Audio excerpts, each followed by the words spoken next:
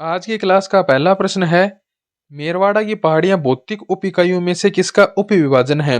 जब हम राजस्थान का भौतिक विभाजन करते हैं तो उसमें हम अरावली को तीन भागों में बांटते हैं। दक्षिणी अरावली, मध्य अरावली और उत्तरी अरावली। तो मेरवाड़ा की जो पहाड़ियां हैं वो उत्तरी अरावली का एक उपभाग है। ठीक है। मेरवाड़ी की पहाड़ी क्या करती है, मारवाड़ का जो मैदान होता है ना, मारवाड़ के मैदान को मेवाड़ की उच्च भूमि से अलग करती हैं।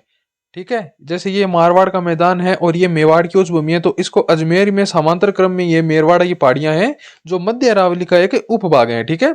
अगला प्रश्न है, अरावली किस प्लेट से अलग हुई है?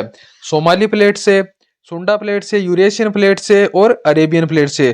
तो अरावली जो है वो यूरेशियन प्लेट से अलग हुई है। ठीक है। यूरेशियन प्लेट से अलग हुई है, जब भारतीय प्लेट और यूरेशियन प्लेट इससे हुई है। ठीक है। अगला प्रश्न है, राजस्थान में खेड़ ब्रह्मा गुजरात सीमा से खेतड़ी तक अरावली पर्वतमाला की लंबाई कितनी है?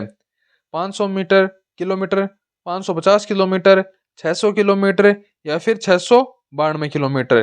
तो राजस्थान में खेड़ ब्रह्मा से यानी कि राजस्थान गुजरात सीमा से खेतड़ी तक जो है वो इसकी लंबाई अरावली की है वो 550 किलोमीटर है। ठीक है। और कुल लंबाई की अगर बात करें, कुल लंबाई यानी कि खेड़ ब्रह्मा पालनपुर से लेकर रायसीना की तब बात करें, तब है इसकी 692 किलोमीटर। ठीक है।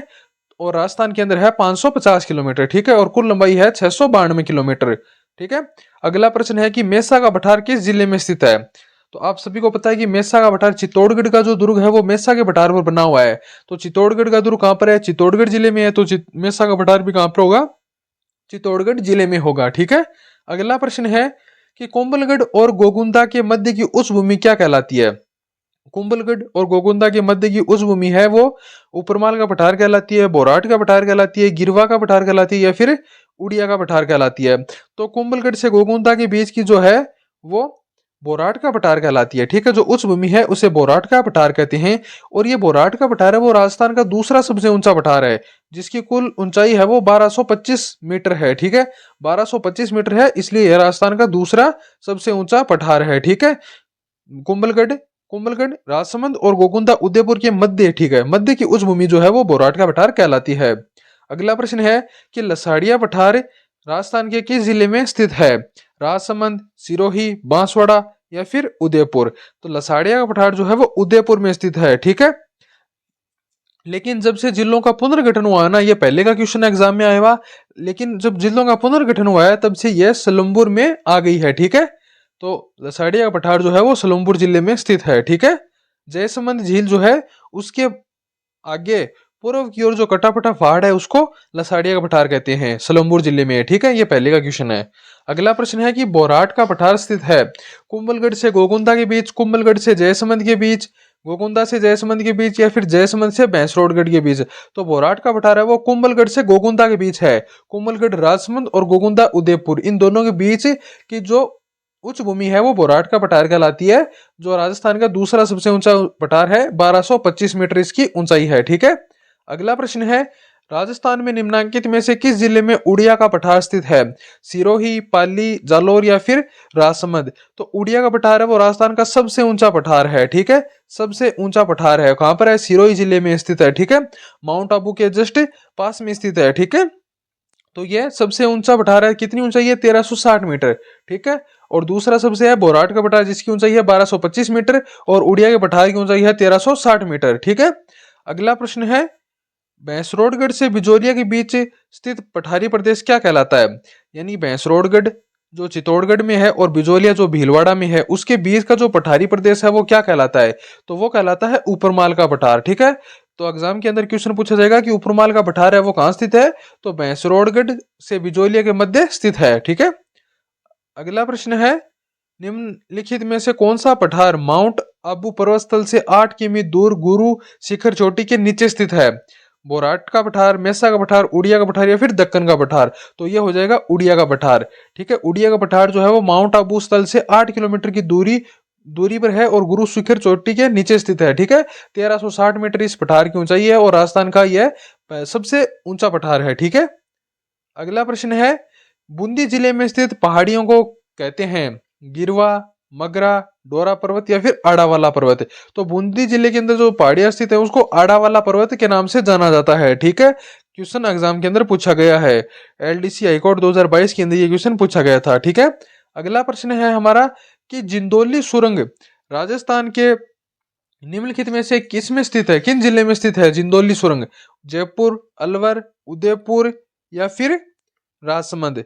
ठीक है, तो यहाँ पे पूछा गया कि जिंदोली सुरंग है वो कहाँ पर स्थित है, तो इसका जो राइट आंसर है वो हो जाएगा अलवर जिले में स्थित है। जिंदोली सुरंग जो है वो आपके अलवर जिले में स्थित है। ठीक है, अलवर के बहरोड बहरोड रोड पर जिंदोली घाटी भी बनाई गई, ये बात भी आपको ध्यान में रखनी है। ठीक है, अगला प्रश्न है कि पूर्वी सिरोही के सुदूर पश्चिम में स्थित कटक जो तीव्र ढाल वाले कम कम ऊंचे व उबड़ खाबड़ हैं, यानी कि पहाड़ों में स्थित तीव्र ढाल वाले कम ऊंचे और लेकिन उबड़ खाबड़ ज्यादा है, उनको कहलाते हैं गिरवा, मालखेराड़, देसहरो या फिर भाकर।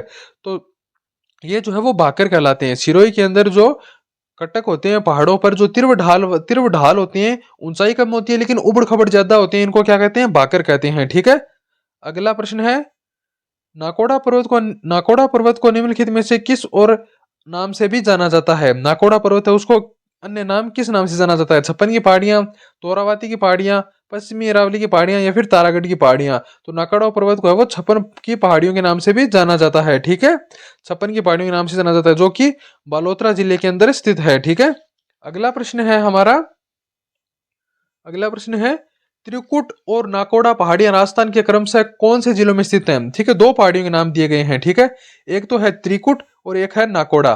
ठीक है, जैसलमेर और बाड़मेर, जैसलमेर और जालौर, बाड़मेर और सिरोही, पाली और बाड़मेर। तो त्रिकुट पहाड़ी जो है वो जैसलमेर में है और नाकोड़ा है वो बाड़मेर में है। ठीक है, तो यह बात आपको ध्यान में रखनी है।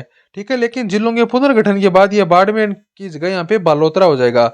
नाकोड़ा पर्वत जो है वो बालोतरा में है और त्रिकुट पहाड़ी जैसलमेर में है। ठीक है, अगला प्रश्न है कि शिवालिक पर्वतपात के साथ कंकड़ पत्थरों से भरा क्षेत्र जहां अनेक सरिताएं विलुप्त हो जाती हैं कहलाती हैं? भाबर, तराई, भांगर या फिर खादर? ठीक है, तो इसको बोलते हैं भाबर। ठीक है, कंकड़ पत्थर से भरा क्षेत्र होता है जहां पर नदियां समाप्त हो जाती हैं, क्या कहलाता है? भाबर कहलाता है। अगला प्रश्न है राजस्थान के किस जिले में जरगा पर्वत स्थित है? उदयपुर, सिरोही, अलवर या फिर जयपुर? तो जरगा पर्वत जो है वो आपके उदयपुर जिले के अंदर स्थित है। जरगा पर्वत है वो उदयपुर जिले में स्थित है। उसके बाद अगला प्रश्न है रोजा भाकर शिखर राजस्थान के निम्नलिखित में से किस जिलों में स्थित है? उदयपुर, सिरोही, अलवर या फिर जालोर? तो रोजा भाकर जो है वो आपका जालोर में स्थित है। ठीक है, तो जालोर इसका राइट आंसर हो जाएगा। अगला प्रश्न है कि नाग पहाड़ राजस्थान के किस जिले में स्थित है? उदयपुर, अजमेर, अलवर या फिर जालोर? नाग पहाड़ है वो आपका अजमेर जिले में स्थित है। तो ठीक है, तो ये बात आपको ध्यान में रखनी है। अगला प्रश्न है हाथीगुड़ा की नाल दृश्य जोड़ता है, दर्रा, सॉरी ये दृश्य नहीं है, ये दर्रा है। ठीक है, थोड़ा मिसप्रिंट हो गया कि हाथीगुड़ा की जो नाल का दर्रा है वो किस जिले को जोड़ता है? पाली और राजसमंद को, ब्यावर और पाली को, उदयपुर और राजसमंद को, सिरोही और उदयपुर को? तो हाथीगुड़ा की नाल जो दर्रा है वो सिरोही और उदयपुर को आपस में जोड़ता है। ठीक है, इन दोनों को आपस में जोड़ने का काम कौन करता है? हाथीगुड़ा की नाल का जो दर्रा है वो इनको जोड़ता है, सिरोही और उदयपुर को जो है वो आपस में जोड़ता है। ठीक है, अगला प्रश्न है कि बर, परवेरिया, शिवपुर, देबारी और सुरा का संबंध है कि ये किन चीजों के नाम हैं?